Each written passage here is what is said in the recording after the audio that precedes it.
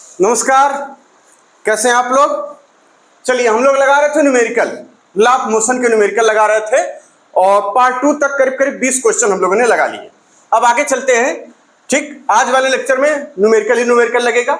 बहुत सारे न्यूमेरिकल हैं लॉ ऑफ मोशन के। जैसे कि पहला एग्जांपल है यहाँ पर, a monkey of mass 50 KG. बंदर का मास कितना है? 50 KG. Climbs on a rope which can withstand the tension T of 350 Newton. सवाल एक बार में समझ में आना चाहिए। पूरी बात हो गई। अब कह रहे हैं कि if monkey climbs down with an acceleration of कितना? 4 मीटर पर सेकेंड स्क्वायर। ठीक, एंड देन उसके बाद तुरंत क्या हो रहा है? Climb up with an acceleration of 5 metre पर सेकेंड स्क्वायर। तो आपको इसमें से चूज करना है ऑप्शन कौन सा सही है। Then choose the correct option जी। आप 10 मीटर पर सेकेंड स्क्वायर ले सकते हैं। ठीक, पहला ऑप्शन है T is equal to 700 newton while climbing upward. दूसरा ऑप्शन है T is equal to 350 newton while going downward. तीसरा ऑप्शन है rope will break while climbing up. चौथा ऑप्शन है rope will break while going down. इन चारों में से कौन सा ऑप्शन सही होगा, आपको ये चूज करना है। चलिए, कैसे करेंगे? उनके कहने का क्या मतलब है कि मंकी का जो मास है, मास वो है 50 किलोग्राम और वो मंकी एक रस्सी पर चढ़ रहा है। रस्सी कितना झेल सकती है? लिखा गया है कि विद स्टैंड यानी टेंशन, रस्सी कितना झेल सकती है? 350 न्यूटन का वेट वो झेल सकती है। अब बंदर क्या कर रहा है? 4 मीटर पर सेकेंड स्क्वायर से वो डाउन हो रहा है, यानी नीचे की तरफ जा रहा है, डाउनवर्ड। और फिर तुरंत क्या कर रहा है? अपवर्ड जाने लग रहा है 5 मीटर पर सेकेंड स्क्वायर से। इतनी बातें एकदम क्लियर। मतलब ये यहीं से करते हैं शुरू सवाल को। चलिए, मान लेते हैं कि ये इस तरीके से रस्सी है और इस पर ये बंदर है। ये क्या है? बंदर है। बंदर ये ऐसे, ठीक, ऐसे ये लटका हुआ है। बंदर का अब देखिए, आपको पहले ही बताया गया है कि जब ऐसे सवाल हो तो आपको क्या कर लेना है कि इस पूरे को एक सिस्टम बना के इसका FBD बना लेना है। चलिए, यहां पर बना लेते हैं कि यार ऊपर की तरफ इसमें क्या लग रहा होगा? रस्सी में टेंशन। ऊपर की तरफ रस्सी में क्या लग रहा होगा? टेंशन। और ये बंदर सहित है ना, ये बंदर सहित जो इसका मास है नीचे की तरफ यानी 50 G नीचे लग रहा होगा। कितना G? 50 G इसका वेट होगा। अब दो सिचुएशन दे रखी है। पहली क्या कि monkey climbs down with an acceleration of 4 metre पर सेकेंड स्क्वायर, यानी मंकी अगर नीचे जा रहा है, मंकी क्या कर रहा भैया? नीचे अगर जा रहा होगा कितने से? 4 मीटर पर सेकेंड स्क्वायर से। तो क्या इक्वेशन तैयार होगी हमारे पास? कहेंगे यहां पर इसका मतलब 50 जो G है वो ज्यादा, 50 G का मतलब 500, 50 G का मतलब 500 G उन्होंने बोला है, तो लीजिए 500 माइनस कितना? T, माइनस कितना? T इज इक्वल टू कितना? कहेंगे मास ये इसका 50 है ना, इंटू 4, 50A। ऐसे ही तो लिखते हैं आप लोग। अरे अगर ये M होता M तो लिखते रहे mg minus T is equal to ma। वही यहाँ कर रहे हैं 50। अब ये देखिए 5 चौक का 20, ये हो जाएगा 200 न्यूटन और यहाँ माइनस टी और यहाँ हो जाएगा 500। ठीक, तो टी की वैल्यू अब कितनी आ गई? कहेंगे यहाँ पर टी की वैल्यू आ जाएगी यहाँ पर देखिए 300 न्यूटन। कितना आ जाएगा? 300 न्यूटन। यानी जब वो नीचे आएगा तो कोई दिक्कत नहीं, क्योंकि नीचे उतरते समय अगर 4 मीटर पर सेकेंड स्क्वायर से, याद रखिएगा, अगर ये 4 मीटर पर सेकेंड स्क्वायर से नीचे आ रहा है तो रस्सी टूटे टाटेगी नहीं। क्यों? क्योंकि रस्सी 350 न्यूटन तक झेल सकती है। अब चलते हैं जरा, अब ये ऊपर जा रहा है। दूसरा हम मान लेते हैं ये क्या जा रहा है भैया? अब ये ऊपर जाना शुरू कर दिया। किससे? 5 मीटर पर सेकेंड स्क्वायर से। इसका मतलब ये हो गया कि यानी अब कौन सा ज्यादा हो गया? कहेंगे अब इस वाले के लिए यहां पर T ज्यादा है। किससे ज्यादा है? कहेंगे ये देखिए 50 यानी 500 से, 50 G से, mg से इज इक्वल टू क्या बनेगा? कहेंगे यानी 5 ये और इसका मास कितना? कहेंगे 50 गुणे 5, ये कितना आ जाएगा? यानी 250। और यहाँ पे फिर टेंशन कितना आ जाएगा? यानी इसका मतलब इस पूरी बात लिखने के बाद आप कहेंगे T इज इक्वल टू कितना? 750 न्यूटन। 750 न्यूटन। यानी जब वो ऊपर जा रहा होगा, यानी जब वो ऊपर जाएगा किससे, 5 मीटर पर सेकंड स्क्वायर की स्पीड से, यानी ये जो एक्सेलरेशन से, तो रस्सी क्या हो जाएगी, टूट जाएगी। क्यों? क्योंकि उस समय टेंशन रस्सी में 350 न्यूटन का हो जाएगा, रस्सी क्या हो जाएगी, टूट जाएगी, ऊपर चढ़ते समय रस्सी टूट जाएगी। अब चलते हैं, अब एक चीज लिखिए नोट, ब्रेकिंग स्ट्रेंथ अगर आपसे पूछा जाए, ब्रेकिंग स्ट्रेंथ बड़ा इंपॉर्टेंट नोट है, इसको रखिए। अगर आपसे पूछा जाए कि बताइए ब्रेकिंग स्ट्रेंथ कितनी है रस्सी की, ठीक है, तो वो उन्होंने दे रखा 350 न्यूटन, फिर भी कैसे निकालते हैं ब्रेकिंग स्ट्रेंथ। तो जो आप मैक्सिमम टेंशन जो झेल पा रहा है यहां पर, वो ये 750 माइनस का 300 इज इक्वल टू कितना आ जाएगा, कहेंगे 350 न्यूटन। ये है 350 न्यूटन वो झेल सकता है। इसको इंपॉर्टेंट कर लीजिएगा थोड़ा, क्योंकि इस तरीके के सवाल एक आध बार पूछे गए हैं। समझ में आ गया सवाल अच्छे से? तो आप अब ऑप्शन पढ़िए, यानी कह रहे हैं कि 700 न्यूटन काम करेगा जब वो ऊपर, गलत, 750 न्यूटन काम करेगा। कह रहे हैं 350 न्यूटन का टेंशन लगेगा रस्सी में जब वो डाउनवर्ड, गलत, 300 न्यूटन काम कर रहा है।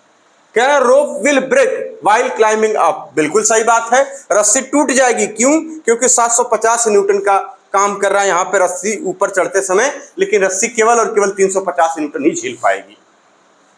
अगला, rope will break while going down, नहीं टूटेगी। क्यों? क्योंकि नीचे उतरते समय 4 मीटर पर सेकंड स्क्वायर की स्पीड से अगर वो नीचे उतरेगा तो वहां पर क्या हो जाएगा, 300 न्यूटन ही रस्सी पर जो टेंशन काम कर रहा है। कितना फोर्स एक्सर्ट हो रहा है रस्सी पे, 300 न्यूटन का। तो कौन सा ऑप्शन सही हो जाएगा इसमें, यानी रस्सी टूट जाएगी जब ऊपर जाएगा, तो ऑप्शन सी, ऑप्शन सी सही। ठीक, इसको नोट कर लीजिए अच्छे से, फिर अगले सवाल पर चलते हैं। चलिए भैया, अगला सवाल है, बड़ा अच्छा सवाल है भी, जेईई मेंस में पूछा गया। कह रहे हैं block of mass 2 kg is resting on a frictionless plane, एक फ्रिक्शनलेस प्लेन पर 2 किलोग्राम का एक मास रखा हुआ है, जैसा कि दिखाया गया है। It is struck by a jet releasing water at a rate of 1 kilogram पर सेकेंड, यानी इस पे एक धक्का दिया जा रहा है, मतलब इसको एक प्रेशराइज किया जा रहा है, प्रेशर दिया जा रहा है किससे, यानी एक जेट से, एक पाइप से, जिससे पानी निकल रहा है 1 किलोग्राम पर सेकेंड, और स्पीड है पानी की 10 मीटर पर सेकेंड, ठीक है, स्पीड है 10 मीटर पर second. Then initial acceleration of the block is, initial acceleration क्या होगा ब्लॉक का, ये बताना है आपको, करके दिखाइए, जल्दी से करके दिखाइए, ये आपको ए फाइंड करना है। ठीक, यहां पर जो पानी निकल रहा है वह 1 kg पर सेकेंड, और स्पीड जो दे रखी है, कमा स्पीड लिख लीजिए, वह 10 मीटर पर सेकेंड की स्पीड से, ऐसे। चलिए, बड़ा आसान सा सवाल है, ज्यादा दिमाग लगाना नहीं है, बिल्कुल आराम से आ जाएगा। आप न्यूटन्स के बहुत सारे नियम पढ़े, उन्हीं में से कोई एक लगेगा, आंसर आ जाएगा आपका। ठीक, चलिए कैसे करेंगे, देखिए, हमें पता है कि हमें क्या चाहिए, एक्सीलरेशन निकालने के लिए किसकी जरूरत पड़ती है, फोर्स की। जाहिर सी बात है, जब आपको एक्सीलरेशन की बात करें तो कहेंगे फोर्स अपॉन एम। इस पे फोर्स लगाया कैसे जा रहा है, पानी से, पानी से फोर्स लगाया जा रहा है। अब पानी से फोर्स लगाया जा रहा है तो पानी क्या हो रहा है, समय के साथ, यानी 1 किलोग्राम, यानी मतलब 1 किलो पानी है ना, यही तो बता रहा है कि 1 किलो पानी 1 सेकंड में निकल रहा, जिसकी स्पीड ए। तो आपको याद आ रहा होगा कि फोर्स का एक फॉर्मूला हम लोग ऐसा भी पढ़े थे कि V upon dm by dt, V into dm, या ये लिखिए या ये लिखिए, dm बाई dt, यानी यहां से आप फोर्स निकाल सकते हैं। फोर्स निकालेंगे तो क्या हो जाएगा, इसका मतलब फोर्स निकालेंगे तो यहां क्या लिख देंगे, 10 इंटू ये dm बाई dt की वैल्यू क्या हो जाएगी, 1 किलोग्राम, यानी dm is equal to 1 kg upon 1 second, इसका मतलब 1 आ जाएगा। यानी F इज इक्वल टू कितना काम कर रहा है, 10 न्यूटन। F कितना काम कर रहा है भैया, 10 न्यूटन। तो इनिशियल एक्सेलरेशन किसका हो, इस पे कितना काम हो जाएगा भैया, 10/5 बराबर 2 मीटर पर सेकेंड स्क्वायर। ये सवाल, छोटे छोटे सवाल आजकल पूछे जा रहे हैं। ओ अच्छा, ये 2 kg का, अरे पहले बोल दीजिए ना तुरंत, इसमें कौन सी बात। ठीक, अगले सवाल पर चलते हैं, इसको नोट करिए, अगले सवाल पर चलते हैं। चलिए, अगला सवाल है, a mass of 10 kg, 10 kilogram का mass is suspended vertically by a rope of length 5 metre from the roof. सवाल समझ में आ गया इतना? कह रहे हैं कि a force 30 newton is applied at the middle in the horizontal direction, the angle made by the upper half, ठीक, of the rope with vertical is alpha is equal to 10 inverse x into 10 to power -1। इतना angle बना रहा है। Then value of x is, value of x क्या होगी? सवाल समझ में आ रहा है? सवाल कुछ इस तरीके का है कि एक रस्सी है और इस पर एक मास पहले लटकाया गया था, अब जो है बीच में एक फोर्स लगा दिया जिसकी वजह से ये ऐसा हो जा रहा है, ये ऐसा, ठीक ठीक इसके मिडिल पे लगाया गया है ना? ये मास है 10 kg का और इधर की तरफ एक फोर्स लगा दिया गया F, ठीक। और जो ये एंगल बन रहा है ये बन जा रहा है अल्फा, ये एंगल अल्फा बन जा रहा है वर्टिकल से, और इस अल्फा की जो वैल्यू आ रही है वो आ रही है 10 इनवर्स, ठीक, 10 inverse x into 10 to power -1। तो ये x की वैल्यू क्या होगी आपको यही बताना है। सवाल समझ में आ गया अच्छे से? क्लियर है? चलिए अब देखिए आप क्या करेंगे। अल्फा आपको पता ही है, कोई दिक्कत है नहीं। चलिए इस लाइन को आपने बढ़ा लिया, इस लाइन को आपने बढ़ा लिया, कोई दिक्कत नहीं। अगर ये अल्फा है तो भैया ये भी क्या हो जाएगा? अल्फा हो जाएगा। इसकी जरूरत नहीं है फिलहाल, चलिए छोड़िए सब, इसकी जरूरत नहीं है। इसमें टेंशन कितना लगेगा? कहेंगे इसमें टेंशन, यानी एक पॉइंट मास हम ये मानकर चले, देखिए यहां पर क्या हो जाएगा, इसका mg इधर की तरफ लग रहा है, यानी इसमें यहां से अगर हम ये मानकर चले एक पॉइंट है, यहां से एक फोर्स क्या लगा? mg, इधर की तरफ क्या लग रहा भैया? F। दिख रहा है आपको? उन्होंने कहा ना कि एक मिडिल पे। दूसरी चीज ये देखिए इसमें क्या है? टेंशन T इधर की तरफ, ठीक। और ये एंगल कितना है? कहेंगे ये वाला एंगल है अल्फा, जो इसमें टेंशन T लगेगा, है ना? इस रस्सी में जो टेंशन T लगेगा वहां पर अल्फा। इसका मतलब इधर की तरफ क्या बनेगा? कहेंगे T cos अल्फा, और इधर की तरफ इसका जो वर्टिकल इसके ठीक 90 डिग्री पे, यानी ये वाला आ जाएगा वर्टिकल, और ये horizontal T sin alpha. Clear है? अब आप दो इक्वेशन देख पा रहे हैं, एक ये, इस तरीके से इक्वेशन आपने देखी। अब आपको बताना है कि ये जो अल्फा है वो कितना आया, आपको यही बताना है, ठीक है? कोई दिक्कत? 10 kg का है ये, 5 मीटर की रस्सी है, सब कुछ आपको दिया हुआ है, जी की वैल्यू आप 10 ले सकते हैं, ये भी इंफॉर्मेशन में दी हुई है, ठीक। चलिए तो यहां से आप देख पा रहे हैं कि यहां से जो निकल कर आएगा वो क्या निकल कर आएगा? T cos alpha is equal to mg, equation number 1। दूसरा T sin alpha is equal to कितना? कहेंगे देखिए T sin अल्फा किसके इक्वल हो जाएगा? F के। T sin अल्फा किसके इक्वल हो जाएगा? F के, ठीक। अब आप क्या करेंगे, यानी T cos अल्फा की वैल्यू यहां पे आप पुट कर सकते हैं, T cos अल्फा की वैल्यू पुट कर सकते हैं, यानी mg, यानी इसका मतलब T cos alpha is equal to m कितना है? 10 kg इंटू ये कितना? 10, मास 10 kg का है ना, मास 10 kg का है। अच्छा ये देखिए, अब फोर्स ऑफ 30 न्यूटन, इस फोर्स की वैल्यू दे रखी है 30 न्यूटन। बात को समझिए क्या क्या गिवन है। ये देखिए 10 kg का मास है भैया, 5 मीटर की रस्सी है, 30 न्यूटन का फोर्स लगाया गया है, और ये अल्फा आया है। ये पहले आप इतना गोला बना लीजिए तो आपको पता चल जाता है सवालों में क्या क्या दिया है। यानी इसका मतलब ये आपको दिया हुआ है 30 न्यूटन, और जब इसकी वैल्यू, चलिए हमने लिख दिया तो लिख दिया, अब लिख दिया तो लिख दिया, अब क्या दिक्कत है? इस इक्वल टू आगे करते हैं यहाँ पे क्या, यानी 10 इंटू 10 यानी 100 न्यूटन, और इसकी वैल्यू कितना? F का मतलब यानी 30 न्यूटन। अब देखिए इस वाले से इसको डिवाइड कर दीजिए तो क्या मिलेगा? यानी sine alpha upon cos alpha is equal to कितना? कहेंगे 30/100। ये देखिए इससे गया, यहाँ हो जाएगा tan alpha, tan alpha is equal to क्या लिख देंगे? तो आप लिखेंगे 3 इंटू 10 टू पावर -1, यानी x की वैल्यू क्या आ गई? 3 आ गई, यानी अल्फा इज इक्वल टू क्या लिखेंगे, कहेंगे tan इनवर्स ब्रैकेट में, यानी वो 3 इंटू 10⁻⁻1, यानी x की वैल्यू क्या आ गई, कहेंगे 3 हो गई। x की वैल्यू क्या आ गई, 3 हो गई। दिख रहा है साफ साफ एकदम अच्छे से। सवाल यही था, ज्यादा बहु जगह से सवाल ना लगी है, बात के समझा। चलिए अगला सवाल बहुत ही अच्छा है और ये जेईई मेंस में पूछा गया सवाल है। System of 10 balls each of mass 2 kg। चलिए अंडरलाइन भी करते चले। 10 बॉल रखी भैया और सबका जो मास है वो कितना है, 2 kg का। Are connected via massless and unstretchable string. एक अनस्ट्रेचेबल रस्सी से और मासलेस रस्सी से ये जो है कनेक्टेड गए। ठीक, आगे बताया जा रहा है the system is allowed to slip over the edge of smooth table. Smooth table पर जो है स्लिप करने के लिए रख दिया गया as shown in the figure, जैसा कि फिगर में दिखाया गया है। कह रहा है कि tension on the string between 7th and 8th, 7वें और 8वें बॉल के बीच में जो टेंशन होगा वो कितना न्यूटन होगा।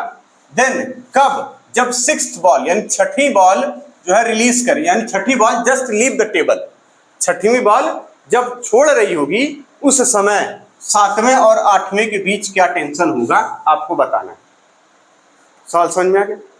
यानी ये पहली बॉल है, दूसरी, तीसरी, चौथी, 5वीं, 6वीं, 7वीं, 8वीं, 9वीं, 10वीं, जब ये सिस्टम जो है छोड़ दिया गया इस तरीके से और ये स्लिप हो रहा है यानी नीचे आ रहा हो। कह रहे हैं कि जब 6वीं बॉल नीचे आ रही होगी, यानी इसको, इस किनारे को जैसे ही छोड़ेगी, लिखा है जस्ट लीव द टेबल, इस किनारे को जैसे ही छोड़ेगी, ठीक, आपको बताना है कि 7वें और 8वें के बीच टेंशन क्या होगा। ठीक, सवाल यही है। अच्छा सवाल है, काफी अच्छा सवाल है ना। इसका मतलब ये हुआ कि इस डायग्राम को हम फिर से बना सकते हैं, क्योंकि देखिए अगर ये कितना है, अगर हम मान लें कि ईच बॉल हैव m मास, जैसा कि उन्होंने दे रखा, यानी ईच बॉल है m मास। ठीक, तो सिचुएशन अकॉर्डिंग टू क्वेश्चन हमारे पास क्या इंफॉर्मेशन आ रही है कि जब 6वीं बॉल छोड़ रही होगी, ठीक, यानी ये टेबल है और ये टेबल का सिरा है और यहां पर यानी 6वीं बॉल इधर आ गई, इसका मतलब ये 7th बॉल होगी, यानी ये 6th बॉल, और यहां पर ये 7th बॉल होगी और ये वाली 8th बॉल होगी, 8th बॉल। तो आपको इसके बीच का टेंशन आपको चाहिए। उसके बाद इधर क्या बचेगा, कहेंगे इधर और कितनी बॉल हैं, कहेंगे ये 9वीं होगी और ये 10वीं होगी। सवाल को समझिएगा, यानी ये 9 और ये 10th। ठीक, ये वाला टेंशन हमें चाहिए। बड़े आराम से सुनिए, इसको हम रेड पेन से कर दे रहे हैं, सवाल को समझिए। आप अगर सोचेंगे तो अच्छा लगेगा। ये हो गया। अब नीचे और कितनी बॉल होंगी, कहेंगे ये देखिए 6वीं हो गई, तो ये 5, 6 6वीं, 5वीं, चौथी, तीसरी, दूसरी और पहली, 1 2 3 4 5 6 इधर हो गया, 7 8 9 10, यानी ये इतना अलग हो गया, यानी 1 2 3 4 5। ये है सिचुएशन, ये हो रही। जब ये सिचुएशन रहेगी तब आपको 7वें और 8वें के बीच की टेंशन चाहिए, जिस पर रेड कलर से टी लिखा गया। ठीक, सवाल में केवल घुमा हुआ है और कुछ है नहीं। देखिए आपको पता है कि अगर सभी बॉल m मास की हैं तो कितनी m मास हो जाएगी, यानी 6m इधर हो जाएगा। ठीक, इसको क्या मान लीजिए m, इधर कितना बचेगा, इधर। अब फिर से इसका डायग्राम अगर आप बनाना चाहें तो आप फिर क्या पाएंगे कि अगर एक ब्लॉक जो कि कितने मास का, 6m मास का इधर लटका दिया गया और साथ ही साथ आपको कहा जा रहा है कि एक, ठीक, एक ये ब्लॉक है m मास का और थोड़ा सा हम इधर बना दिए इसको, मतलब एक टेबल है, इस पे इस तरीके से रखा गया है और ये देखिए यहाँ पर एक पुली, आप मान लीजिए पुली है, चलिए ठीक, और यहाँ ये इस तरीके से 6m मास का रखा गया है। अब आपको इधर बताया जा रहा है कि इधर ये देखिए 1 2 3, यानी ये 3m मास का रखा गया है। अब सवाल कितना आसान हो गया, मतलब इसको इसमें कन्वर्ट किया देखने के लिए। अब यहाँ पर अब आपको यहाँ वाला टेंशन पूछा गया, टी, ये जो टी है ये पूछा गया है, ये जो टी है वो पूछा गया है। ठीक, तो क्लियर है कि इसमें हो जाएगा टी डैश, यहां से यहां तक टी डैश काम करेगा, यहां से यहां तक, क्योंकि स्ट्रिंग सेम है, यहां से यहां तक स्ट्रिंग सेम।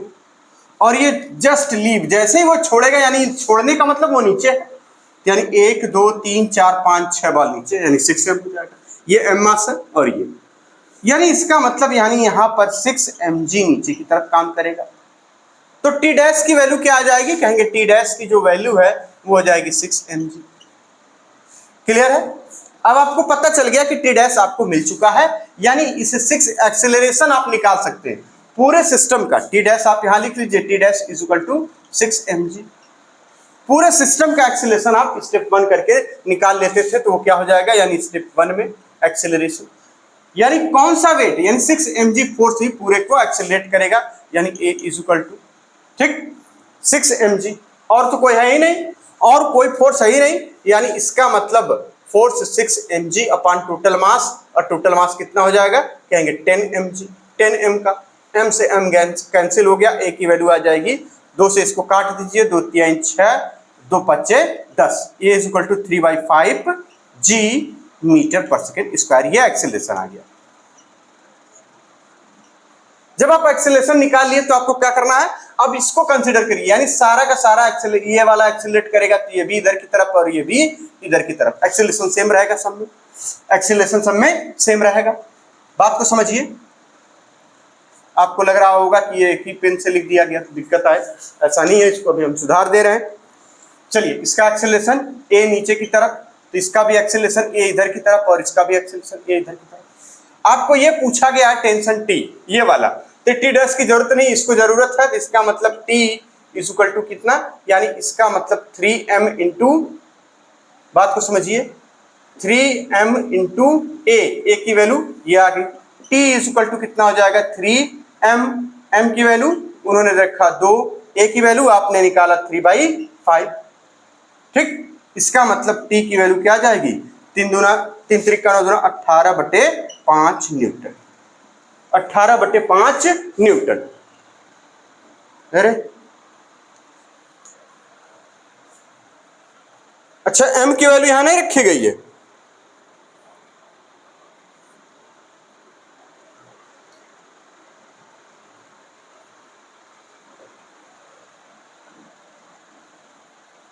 अच्छा g की वैल्यू, g है, g इंटू 10, सॉरी हम g की वैल्यू नहीं देख रहे हैं, इंटू 10, ठीक, क्योंकि g इंटू 10, अब इससे इससे कटा, t की वैल्यू क्या आ जाएगी 36 न्यूटन, सॉरी इसको हम नहीं देख रहे थे, ये g भी है, g का मतलब 10, यानी कुल मिला के आंसर कितना आ रहा है, कहेंगे 36 न्यूटन का फोर्स 7वें और 8वें के बीच लगेगा। कितना बढ़िया सवाल है। सवाल में क्या केवल घुमाया गया आपको और कुछ याद पड़ गया, सवाल तो बहुत सिंपल था। यानी कितना, ये देखिए g की वैल्यू हम यहाँ भूल गए थे रखना, क्योंकि 3 की वैल्यू 3 रखा, m की वैल्यू रखा, a की वैल्यू में g हमने छोड़ दिया था, तो इस g को आप पुट कर दिए तो आ गया 18 दूना 36 न्यूटन, ठीक, आंसर भी 36 न्यूटन आ रहा है। क्लियर है?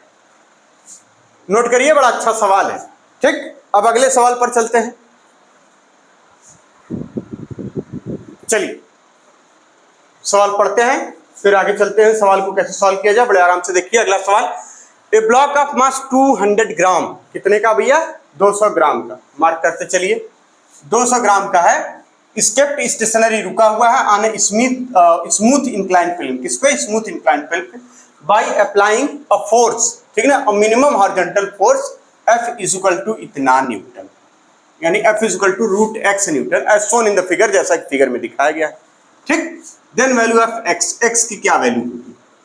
सवाल समझ में आ गया एकदम आराम से, कोई दिक्कत। चलिए इसको बना लें, फिर से इधर आप सॉल्व करने के लिए बनाएंगे तो आप पाएंगे कि ये देखिए F, ये m मास का है, और ये आपका 60 डिग्री दे रखा है, चलिए उसकी तो जरूरत बाद में पड़ेगी, यानी mg इधर की तरफ काम करेगा, क्योंकि ये स्मूथ है तो इधर की तरफ ये स्लिप होना चाहेगा, तो यानी mg sin थीटा इधर लगेगा, लेकिन एक फोर्स लगाकर इसको रोक दिया गया है, तो इसका जो r है वो इधर की तरफ काम करेगा, और mg cos थीटा इधर की तरफ काम करेगा।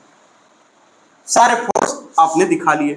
अब ये F, चूंकि F की वजह से रुका हुआ है, तो इसका मतलब F का कोई कंपोनेंट ऐसा होगा जो इधर की तरफ फोर्स लगा रहा होगा, बात को समझिए, यानी F का एक कंपोनेंट इधर की तरफ, चूंकि ये एंगल अगर थीटा है, तो देखिए ये एंगल थीटा है, तो ये लाइन आगे बढ़ाइए, आपको ये एंगल क्या मिल जाएगा 60 डिग्री, जो थीटा है तो थीटा, यानी इसका मतलब कौन सी लाइन पे, इस लाइन पे, इस लाइन पे, यानी ये एंगल कितना, कहेंगे ये भी थीटा हो जाएगा, थीटा हो जाएगा। तो इसका मतलब इधर से एक कंपोनेंट इसका क्या मिल जाएगा, एफ कॉस थीटा, और इधर से इसका एक कंपोनेंट जो मिलेगा वो क्या मिल जाएगा, एफ साइन थीटा।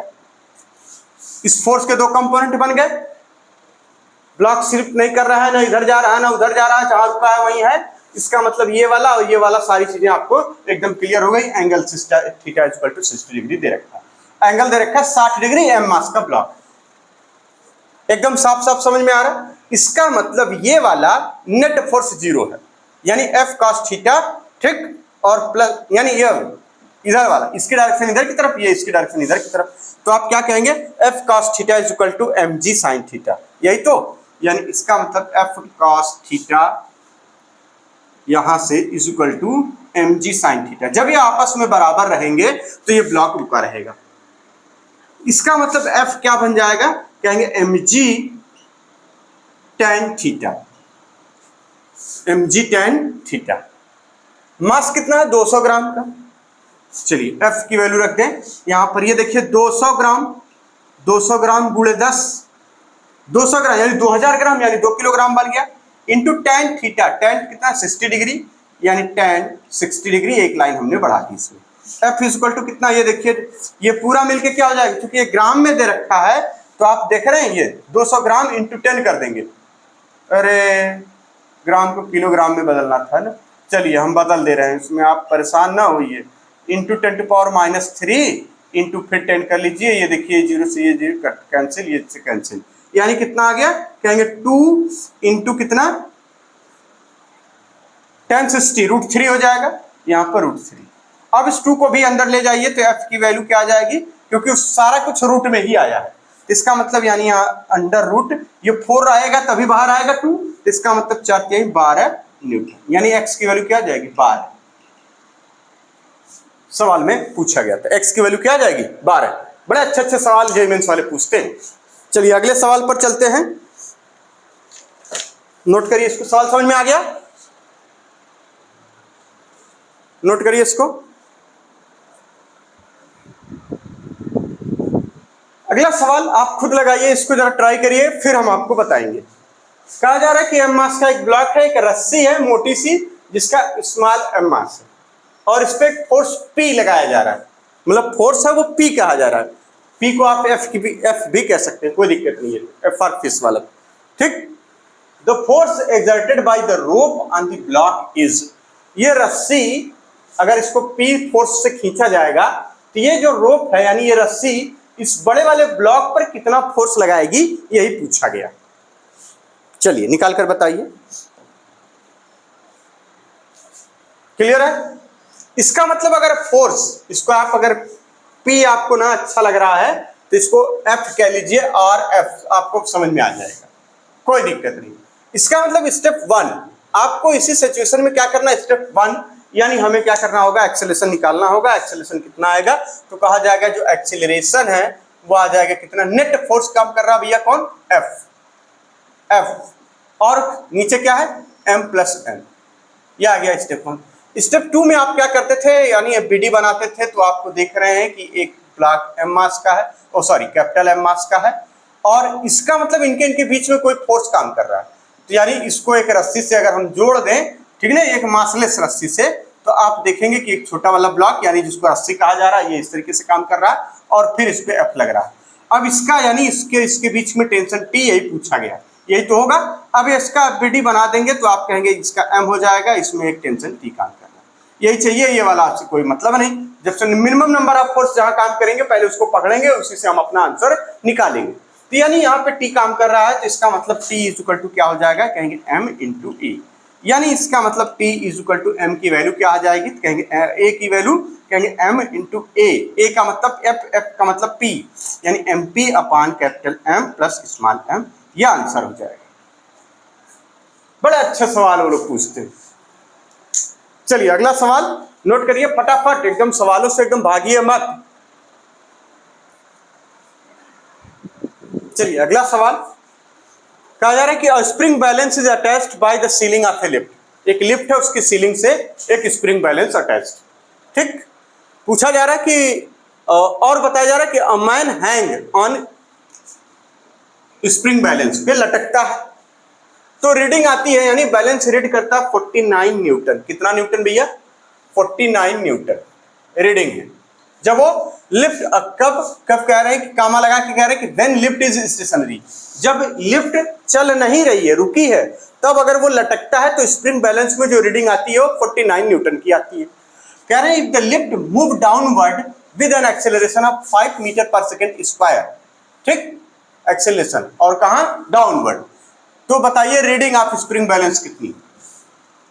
सिचुएशन 1 यानी टी, अगर टेंशन अगर देखा जाए सिचुएशन 1 कि अगर ये इस तरीके से लिफ्ट है और लिफ्ट में ये बैलेंस है, इस बैलेंस पे एक आदमी लटका हुआ है, ठीक, इस तरीके से लटक रहा है, बात को समझिए, ऐसे पकड़ के, ठीक, छोटा सा बना लीजिए इसको, ऐसे ये लटका हुआ, तो ये कितना रीड कर दे रहा है? यानी इसकी रीडिंग हो जा रही है कितना?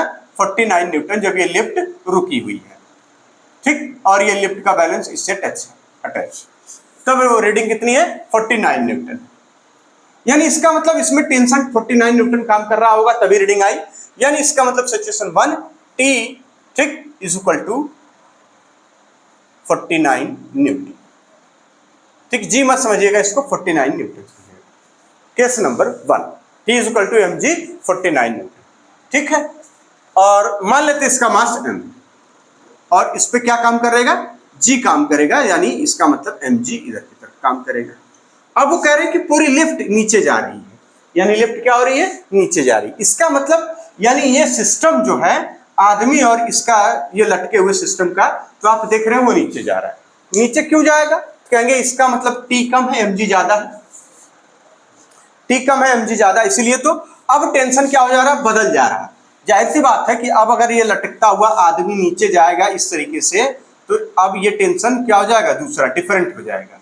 ये इस तरीके से पूरा सिस्टम इसका नीचे जा रहा है mg, ठीक, तो इसका मतलब है कि इसमें टेंशन बदल गया। अब वही टेंशन आपसे पूछा गया t डैश, ये a एक्सेलरेशन से नीचे जा रहा है, तो आप इक्वेशन क्या लिखते हैं? इसका मतलब ये हो गया कि mg, ये पेन थोड़ा सा बदल लें, mg minus T dash is equal to M A की वैल्यू उन्होंने दे रखी है। इसका मतलब यहां से आप टी डैश निकाल लेंगे तो क्या आ जाएगा? टी डैश निकालेंगे तो कहेंगे m ब्रैकेट में g माइनस ए, आप ये कह लेंगे, ठीक, कोई दिक्कत नहीं। और यहां आप जो इस t इज इक्वल टू आप ये देख रहे हैं mg, तो इसको लिख लीजिए t is equal to mg। अब आप देखिए ये आपको t पता चल गया, t डैश पता चल गया, तो यानी t डैश अपान t करेंगे तो क्या मिल जाएगा? कहेंगे mg माइनस a यहां पर अपान mg यहां पर, ये m से m कैंसिल हो गया। आपको चाहिए t डैश, तो t डैश की वैल्यू आ जाएगी t into G minus a upon G, ये आंसर आ जाएगा आपका। अब वैल्यू पुट कर दीजिए, t डैश आपको चाहिए तो यानी t कितना कहेंगे? 49 न्यूटन, ठीक, t कितना? 49 न्यूटन। तो ब्रैकेट में क्या बना लेंगे? यानी यहाँ पे 9.8, क्योंकि यहाँ 49 दे रखा है, तो 9.8 माइनस 5 अपान कितना? 9.8, ठीक। इसका मतलब t डैश आप यहां से करेंगे तो क्या हो जाएगा? अब देखिए यहां पर आपको क्या करना होगा, ये 49 है, अब ये डेसिमल आपको हटाना है, तो इसका मतलब ऊपर नीचे कितने से? 10 से मल्टीप्लाई करना होगा। इसको 2 टाइम ये चला जाएगा, और ये देखिए यहां से ये 2 5 10 हो जाएगा। क्लियर है? 49 2 जा 98, 2 5 जा 10। अब यहां से आप 5 का अंदर मल्टीप्लाई कर लीजिए, ठीक, तो 5 का अंदर मल्टीप्लाई करेंगे तो 8 5 40 को 0 हासिल 4 बच जाएगा, और 9 5 45 और 4 कितना बचेगा? यानी 49 आ जाएगा। एक अंक बाद दशमलव लगा दीजिए, ठीक, -5 कर दीजिए, और -5 का फिर 5 का इसमें मल्टीप्लाई हो जाएगा, नहीं 25 कर दीजिए। अब 49 में से आप 25 माइनस कर देंगे कितना हो जाएगा? यानी 24 न्यूटन आंसर आ जाएगा, ये वैल्यू आ जाएगी 24 न्यूटन। सवाल बड़े अच्छे अच्छे पूछे जा रहे हैं आजकल, एकदम कंसेप्चुअल है, कोई बिना दिमाग ज्यादा लगाने वाला सवाल ही नहीं अब आ रहा है। अब केवल और केवल आपको बेसिक कंसेप्ट पता है तो आपका सवाल लग जा रहा है बड़ी आसानी से। देखिए सब एनसीईआरटी के अंदर लिफ्ट वाला केस बताया गया है। आपको लेक्चर पढ़ाते समय हमने बताया था कि सवाल आपको एकदम ये मॉडर्न सवाल है, 2021-22 अभी 22-23 के हैं, एकदम नए नए ताजे ताजे, बिल्कुल भाप निकल रही है। हाँ देखिए गरम गरम है एकदम। नोट करिए, फिर आगे चलते हैं अगले सवाल पर। अगला सवाल है, एक पुली है, पुली के ऊपर दो मास रखे गए हैं, इसमें नेट एक्सेलरेशन g/8 आ रहा है। नेट एक्सेलरेशन कितना आ रहा है? g/8। Then the ratio of masses, masses के रेशियो क्या होंगे आपको निकालकर बताना। सवाल समझ में आ गया? चलिए, ए की वैल्यू दे रखी है, इसका मतलब अगर ये हम मान लें कि m2 ज्यादा है m1 कम है, क्या ज्यादा क्या कम है दिया है? नहीं ज्यादा, यानी यहां से पहचानना ये रहेगा कि यानी m2 नीचे, इसका मतलब ये ज्यादा है, इधर की तरफ जा रहा होगा एक्सेलरेशन ए से, तो ये ठीक अपोजिट ए से ऊपर जाएगा। क्लियर है सब? तो कोई दिक्कत ही नहीं। नेट एक्सेलरेशन उन्होंने दे रखा है, यानी इसका मतलब यहाँ पे m2g और इधर की तरफ m1g काम कर रहा होगा, यानी a की वैल्यू जब आप लिखेंगे तो लिखेंगे m2 माइनस m1, ठीक, difference of masses upon sum of masses into g, ठीक, m2 प्लस m1, यही ना। और इसकी वैल्यू कितनी दे रखी है? g/8। अब आप यहां से खुद सॉल्व करिए, m2 minus m1 upon m2 plus m1, ठीक, इंटू g, ये g से g कैंसिल हो गया, यहां बचा 1/8 is equal to m2 minus m1 upon m2 plus m1, ठीक है। अब यहां से आप सॉल्व करिए, आपका आंसर आ जाएगा। आंसर आ रहा है जो m1 रेशियो m2 आ रहा है वो 7:8, 7:9 आ रहा है आंसर। ये आंसर कर लीजिएगा इसको, इसका इधर मल्टी, देखिए इसको इधर ले आइएगा, इसका मल्टीप्लाई कर दीजिएगा, वही आ जाएगा, ठीक है। अगले सवाल पर चलते हैं, नोट करिए इसको जल्दी से। चलिए अगला सवाल है कि एक m मास का पॉइंट मास है m रखा गया यहाँ पे, और कहा जा रहा है कि ये F2 है, F3 और ये F1 फोर्स काम कर रहे हैं। आपसे सवाल में बताया जा रहा है कि if F2 and F3 are perpendicular to each other then particle remain stationary. अगर ये दोनों परपेंडिकुलर हैं एक दूसरे के तो पार्टिकल स्टेशनरी है, रुका हुआ है, रेस्ट में है। कहा जा रहा है कि इफ F1 इज रिमूव, अगर F1 को हटा दिया जाए तो बताइए पार्टिकल का एक्सेलरेशन कितना होगा, ठीक। इसका मीनिंग ये बना कि यानी F1 vector plus F2 vector plus F3 vector is equal to 0। ये फर्स्ट सिचुएशन से जो उन्होंने दे रखा। अब इसका मीनिंग ये बना, देयरफॉर हम ये कह सकते हैं कि F2 vector plus F3 vector का जो रिजल्टेंट वेक्टर है वो F1 है। वो क्या है? F1 है। डायरेक्शन भले ही अलग आ जाए, माइनस F1 लिख दीजिए, चलिए माइनस F1, ठीक है, कोई दिक्कत नहीं, डायरेक्शन का मामला है, ठीक। यानी इसका और इसका रिजल्टेंट ये इधर आएगा, R इज इक्वल टू क्या बनेगा? कहेंगे F1 बनेगा, तभी ये रेस्ट में रहेगा, वरना कहां रहेगा। R इज इक्वल टू कहेंगे F1 बन जाएगा। तो इसका मीनिंग ये बना कि जब F1 को हटा दिया तो एक रिजल्टेंट फोर्स यही काम करेगा, जो कि किसके इक्वल है? F1 के, यानी रिजल्टेंट फोर्स किसके इक्वल है? F1 के। अब आपसे कहा जा रहा है कि F1 हटा दिया गया, तो यानी इसका रिजल्टेंट R की तरफ जाएगा, जो R होगा। R इज इक्वल टू क्या बनेगा? कहेंगे M into A। R is equal to है F1 is equal to MA, therefore A is equal to कितना आ जाएगा? F1 by M। ये एक्सेलरेशन बात को समझिए। F1 F2 F3 इनका रिजल्टेंट 0 होगा तभी वो रेस्ट में रहेगा। इसका मतलब अगर हम यहां से देखें तो ये देख रहे हैं आप कि माइनस F1 बनेगा, यानी रिजल्टेंट आ जाएगा इसका। यानी रिजल्टेंट जो इसका आ रहा वो R आ रहा। R की वैल्यू कितनी होनी चाहिए? कहेंगे R की वैल्यू, ये डायरेक्ट निगेटिव का मतलब डायरेक्शन, सिर्फ निगेटिव का मतलब सिर्फ डायरेक्शन। R का जो मैग्नीट्यूड है वो इतना होना चाहिए, F1 के बराबर, यही तो। यानी R जो रिजल्टेंट फोर्स काम कर रहा है वो MA काम करेगा। इसका मतलब R की जगह हम F1 रख सकते हैं, इक्वल टू ये आंसर आ जाएगा। चलिए अगला सवाल, अब नीट का सवाल, ये नोट करिए। अब नीट के सवालों पे चलते हैं। चलिए ये नीट का सवाल है, ठीक। कहा जा रहा है कि स्मॉल ब्लॉक, ठीक, slides down on a smooth inclined plane starting from rest at t is equal to 0। Let SN क्या है? डिस्टेंस SN, ठीक है, with the distance travelled by the block, ठीक, in the interval of t is equal to n-1 से लेकर t is equal to n तक। तो आपसे पूछा जा रहा है कि the ratio of Sn upon Sn+1। भैया ये इंक्लाइन प्लेन पे रहे चाहे जहां रहे, उससे हमें क्या लेना देना है, कोई मतलब है क्या? मतलब ये कि वो कह रहे हैं कि अगर ये इस तरीके से एक प्लेन रखा हुआ है, प्लेन पे एक ब्लॉक को हमने रख दिया, मान लेते हैं ये यहां पर, बात को समझिएगा, m मास का है, ठीक है। अगर ये t = 0 से स्टार्ट किया इसने और यहां तक जब वो आता है, ठीक, यहां तक कह रहे हैं Sn with the distance travelled by the block in the interval of, अगर मान लेते हैं कि ये यहां से यहां तक अगर वो आया, यहां से यहां तक अगर वो आता है, ठीक, तो यहां t = 0 रहेगा, तो यहां कितना रहेगा, t = n रहेगा फाइनली। लेकिन वो कह रहे हैं कि t = n-1, यानी लास्ट के देखिए, अगर ये t = हम कह रहे हैं कि 10 सेकंड में ब्लॉक चला, तो 10-1 का मतलब t = कह रहे हैं 10-1 का मतलब यानी 9वें सेकंड में, यानी 9th सेकंड में वो कितना दूर चला, तो कह रहे हैं Sn चला, यानी इसका मतलब ये इतनी दूरी जो है वो n-1 सेकंड में चला।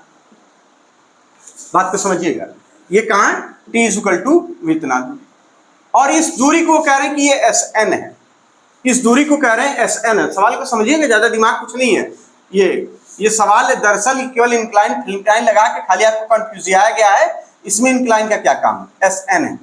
तो कह रहे हैं कि ये Sn है, तो आप Sn+1 निकाल के लाइए और इन दोनों का रेशियो निकाल लीजिए। यही आपसे पूछा गया सवाल, बड़ा अच्छा, मजा आ गया ना भैया। इसमें क्या करना था, यानी इसका मतलब हो गया लास्ट t सेकंड में, यही तो बना t, देखिए ना, अब यानी 9th सेकंड में, इस तरीके से, यानी ये n-1 यानी nth सेकंड में, nth सेकंड में। और nth सेकंड के लिए आप फॉर्मूला जानते हैं कितना होता है, कहेंगे u, फिर उसके बाद हाफ 2t-1, तो u इनिशियल से रेस्ट में है तो बात ही खत्म, यानी हाफ a और ब्रैकेट में 2t-1 फॉर्मूला इस्तेमाल किया जाना है।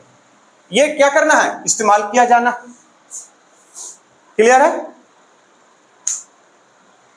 ठीक। यानी लास्ट का मतलब n, देखिए यहां पे आपको लिखेगा nth सेकंड, यानी इसका मतलब Sn निकालेंगे तो आप लिखेंगे हाफ a, उसके बाद यहाँ पे कितना 2, और t की वैल्यू क्या रखेंगे, nth सेकंड में, यानी आ रहा है ना लास्ट सेकंड, यानी nth सेकंड में, इसका मतलब nth सेकंड में, यानी nवें सेकंड में, यानी 2n-1 ये हो जाएगा। अब आपसे कहा जा रहा है कि अब जो वैल्यू आ रही है वो कितना आ रही है, n+1, बात को समझिएगा, कितना n+1, अब कितना n+1 सेकंड में, यानी Sn+1 = हाफ a ब्रैकेट में 2 × n+1 फिर -1, यानी इसको बड़ा वाला ब्रैकेट बना लीजिए, इसको छोटा वाला ब्रैकेट। कितने लोग ये बात आसानी से समझ रहे हैं कि यहाँ पर कोई मतलब नहीं है इस इंक्लाइन प्लेन का, वो सिंपल स्ट्रेट लाइन मोशन का सवाल है और वो केवल इंक्लाइन लगा के आपको बेवकूफ बनाए, बन भी जाते हैं आप लोग, उसमें कौन सी बात है। कितने लोगों को ये बात समझ में आई, मतलब ये कि t = 0 पे रेस्ट में है, t = n पर यहां पहुंच गया, यानी 10 सेकंड पर। कह रहे हैं कि ठीक आप 9वें सेकंड में उसकी जो दूरी है, 9वें सेकंड का मतलब nth second, last nth second, last के 9वें सेकंड में, है ना, n-1 का मतलब यानी 9वां सेकंड, 9 यानी लास्ट का, आप इसको 10वां भी कह सकते हैं ना, मतलब ये 9 सेकंड तो चला गया, 9 के बाद 10वां सेकंड, 10वें सेकंड में, यानी 9 सेकंड का मतलब यानी 10th सेकंड में, यानी वो 10th सेकंड में कितना जा रहा है, ये कहने का मतलब है। 10th सेकंड मतलब 9वां सेकंड। अरे कैसे बताएं हम, 9वें सेकंड, यानी इसका मतलब t = nth सेकंड में, ये हमने कब निकाल लिया, t = nth सेकंड में Sn आ रहा है। अब हमसे कहा जा रहा है कि t = n+1 सेकंड में कितना चलेगा, ठीक। तो हम बस t की जगह वैल्यू केवल रख रहे हैं, t की जगह n रख रहे हैं, t की जगह n+1 रख रहे हैं, और इसको कह दे रहे हैं ये n+1। इतनी बात किसको किसको समझ में आ रही है, ईमानदारी से बताए। बहुत आसान सवाल है, इसमें कुछ नहीं था सवालों में। अब आ जाएगा आपका क्या, कहेंगे ये देखिए 2 का अंदर मल्टीप्लाई कर लीजिए, यहाँ पे क्या मिलेगा, यानी हाफ a, और फिर ये देखिए यहाँ पे 2n+2 -1, ये देखिए यहाँ से यहाँ गया, आंसर क्या मिला आपको, हाफ a, और ये देखिए यहाँ पे 2n+1, क्योंकि ये बचा 1 इसकी जगह, ठीक, मतलब इसमें से इसको घटा लिया, काटा नहीं है, आप समझ नहीं पा रहे हो शायद। ठीक, यानी ये हो गया Sn+1। आपको लगेगा कि यार ये सवाल यहाँ क्यों दे रखा, वहां क्यों नहीं देना चाहिए, कुछ किताबों में वहां ही दे रखा है, घबराने की जरूरत नहीं। ठीक, तो इसका मतलब ऊपर कितना बच जाएगा, ये देखिए हाफ ए से हाफ ए कैंसल, क्या बचेगा ऊपर भैया 2n-1/2n+1। ये नीट का सवाल, कितना अच्छा सवाल है, बेवकूफ बनाया लाफ मोशन में ले आके इसको। आप समझेंगे इंक्लाइन दे रखा है, हम तो मर जाएंगे, कैसे सॉल्व करेंगे। चलिए अगला सवाल, नीट के सवाल बहुत अच्छे अच्छे हैं, आसान आसान है, इसको रफ करते हैं, अगला सवाल चलते हैं। याद रखिएगा सवाल में क्या दिया था, देखिए उन्होंने सवाल में बोला गया कि T-n-1 से लेकर यहां तक T-n-1 टू T=n, यानी इसका मतलब ये T=10, यानी इसका मतलब 10-1 टू ये इसलिए हम 10वां सेकंड बोल रहे हैं कि ये आप देखेंगे तो यानी ये 9, ये लिखेगा 9, 2=10, यानी इसका मतलब 10वें सेकंड में, ये इसलिए हम बोल रहे हैं। आपको ये अगर नहीं बताया गया तो ये समझ लीजिए, है ना, वहां पे हमने डायरेक्ट कर रहे थे तो आप लगा अरे क्या बता रहे, ये यही चीज है। ठीक, अब चलते हैं अगले सवाल पर, ये भी नीट का सवाल है और इसको आप तुरंत लगा लेंगे आप लोग, इसमें तो आप माहिर हो गए, हम इतने सवाल इतने दिन से लगा रहे हैं हम लोग, और बीच में हम गायब भी थे, तो मेरे ख्याल से आप लोग प्रैक्टिस वगैरह खूब रिवाइज कर लिए होंगे, पूरा चैप्टर जितना पढ़ाया गया होगा, है ना। 6 kg है और ये कितना भैया 4 kg, तो इसमें एक्सेलरेशन पूछा गया है। ठीक, acceleration of the system due to gravity, सवाल है acceleration of the system due to gravity. चलिए आंसर तुरंत ले आइए, ग्रेविटी क्या होता है भैया, चलिए A=, इसका मतलब ये ज्यादा है यानी 6g इधर की तरफ काम कर रहा होगा, 4g इधर की तरफ काम कर रहा होगा, एक्सेलरेशन इधर की तरफ होगा। A= डिफरेंस ऑफ मासेस, यानी हाँ डिफरेंस ऑफ मासेस, ठीक, upon sum of masses into g, answer A= कितना आ जाएगा 2/5 1/g/5, सीधे सीधे वैल्यू आ जाएगी g/5, ये आंसर आ जाएगा। चलिए अगला सवाल, ये नीट का है, कुछ ज्यादा इसमें। चलिए एक वेज प्रॉब्लम है, वेज का सवाल है, आप इसको जानते होंगे वेज वाले प्रॉब्लम को। चलिए अगला सवाल वेज वाला प्रॉब्लम, वेज प्रॉब्लम वाला सवाल हम पढ़ दे रहे हैं, आप तुरंत समझ में आएगा। एक फिगर बनाया गया है, कह रहा है कि एक block of mass m is placed on a smooth incline wedge, ठीक, ABC जिसका इंक्लिनेशन एंगल थीटा दे रखा है, जिससे फिगर दिखाया गया है। बोला गया है कि the wedge is given an acceleration a towards the right, wedge को एक्सेलरेशन दिया गया a, the relation between a and theta for the block to remain stationary on the wedge, कुछ ऐसा है एग्जांपल और हम इसको बना दे रहे हैं। ठीक, ये वेज है और इसका जो एंगल है थीटा और इस पर एक फोर्स लगाया जा रहा है, ये तो यानी ये एक्सेलरेट कर रहा है इधर की तरफ, और इस पर एक ब्लॉक रखा हुआ है जो कि m मास का, ठीक, और कोई जानकारी नहीं दे रखी, और ये इस पर फोर्स लगा दी, ठीक है। अच्छा ये वाला नहीं डायरो दिखाया गया, ये एक्सेलरेशन। आपसे बोला गया क्या, the relation between a and theta, the relation between, सवाल को बस इतना सा लिख लेंगे, the relation between acceleration and theta, ठीक, for the block remain stationary, ठीक, ब्लॉक टू रिमेन स्टेशनरी।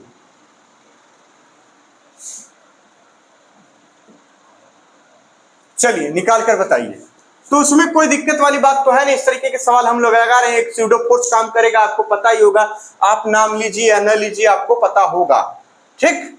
इसका मतलब ये हुआ कि अगर ये वेज, ठीक, ये m मास का रखा गया है तो इसका mg नीचे की तरफ काम करता है, और इधर की तरफ जो काम करता है वो होता है mg sin थीटा, और इधर की तरफ जो काम करता है वो होता है mg cos थीटा, फटाफट, और इधर ये r काम करता है। अगर इसका एक्सेलरेशन पूरे वेज का इधर की तरफ, तो इस पर एक फोर्स स्यूडो फोर्स काम करता है m × a, यानी ma इधर की तरफ काम करेगा। चूंकि ये एंगल, अगर ये वाला एंगल थीटा है तो ये वाला एंगल, यानी ये लाइन बढ़ा दीजिए, ये एंगल कितना बनेगा आपका, ये भी वाला।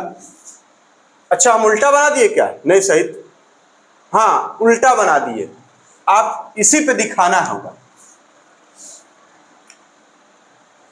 चलिए जैसा है वैसा ही बना दें, वरना आप कहेंगे कि ऐसे कैसे कर दिए। जैसा है वैसा ही बना दे रहे हैं।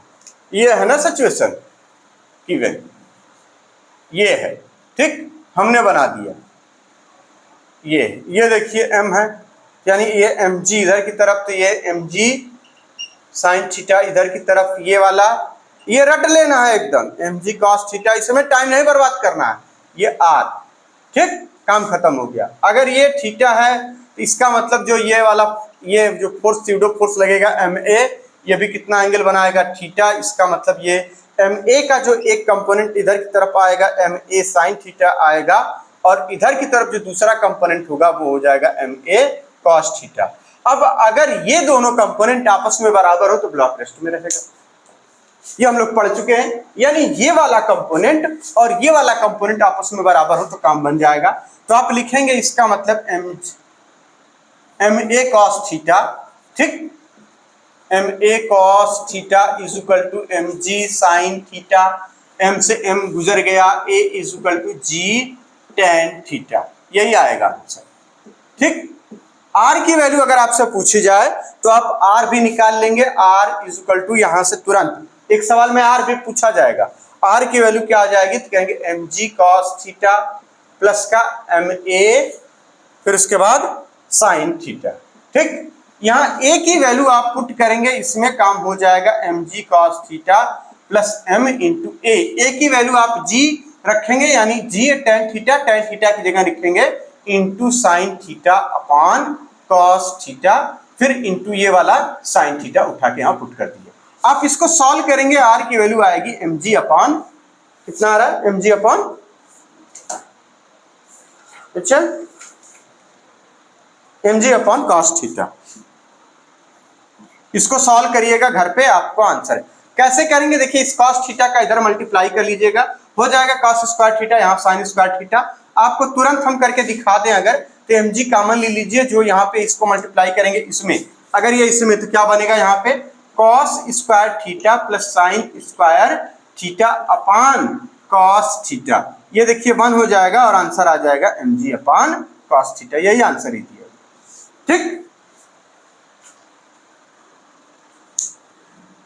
तो आज के लिए इतना ही। नेक्स्ट लेक्चर में फिर नीट के सवालों को हम लोग लगाएंगे। नीट के सवाल बेहद आसान लगेंगे आपको अब, क्योंकि आपने जेमेंस के अच्छे लेवल के सवाल लगाए, ठीक ना, अच्छे से अच्छे लेवल के सवाल आपने लगा लिए हैं, इसलिए ये सब सवाल आपको बहुत आसान लगेगा। तो नेक्स्ट लेक्चर में जल्दी मिलते हैं, तुरंत का तुरंत काम होगा अब, ठीक। तब तक के लिए धन्यवाद। खूब मेहनत से एकदम याद करिए, बार बार सवालों की प्रैक्टिस करिए। कंसेप्ट क्लियर करने के बाद बचता क्या है, सवालों की प्रैक्टिस, याद करना, रिवाइज करना, यही सब करिए। धन्यवाद, ठीक है ना, मिलते हैं हम नेक्स्ट लेक्चर में बहुत जल्द।